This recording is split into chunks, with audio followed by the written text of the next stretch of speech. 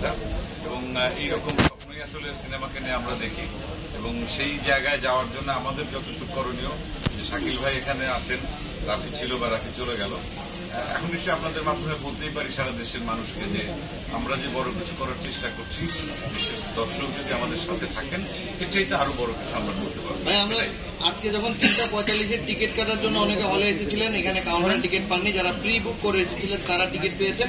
পাশাপাশি আমরা তখন তাদের সাথে কথা বলছিলাম, তারা বলছিলেন স্পেসিফিক 3টা জায়গা থেকে তারা আসলে সিনেমাটি দেখতে এসেছেন।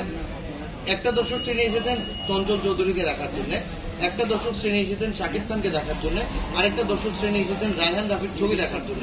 এই যে কম্বিনেশনটা আসলে তৈরি হয়েছে এবং এই যে মানুষের যে আগ্রহের জায়গাটা তৈরি হচ্ছে সিনেমা দেখার জন্য, স্পেসিফিক কারোর জন্য, তাও তো সিনেমা দেখছে। এবং ঈদের মতো একটা গুরুত্বপূর্ণ দিনে ফ্যামিলিকে নিয়ে অনেকে এসেছেন, বাচ্চা নিয়ে এসেছেন। এইটাকে আসলে সামনের দিনে আসলে বাংলা চলচ্চিত্রের যে নতুন জাগরণের কথা বলছি, সেটাকে আসলে আরো সামনের দিকে এটা আমার মনে হয় যে এই ভূমিকাটা অনেক কার্যকরী একটা ভূমিকা। আগে কতটুকু ছিল বা মাঝখানে একেবারেই ছিল না যে একসঙ্গে স্ক্রিন শেয়ার করা, প্রত্যেকেরই যার যার ফ্যান্স ফলোয়ার আছে।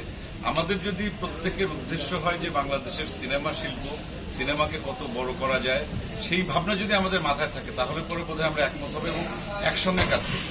যেটা হয়তো রায়হান রাফি আমার মতো আরো কিছু শিল্পীকে দিয়ে একটা সিনেমাতে একসঙ্গে কাজ করিয়েছেন এবং সেটা রেজাল্ট যদি পাওয়া যায় ঠিকঠাক মতো, আমার মনে হয় কি যে ভবিষ্যতে এটা একটা মানে কি বলবো উদাহরণ হিসাবে হয়ে থাকবে এবং সেটা আমাদের বাংলা সিনেমার জন্য অনেক ভালো কিছু হবে।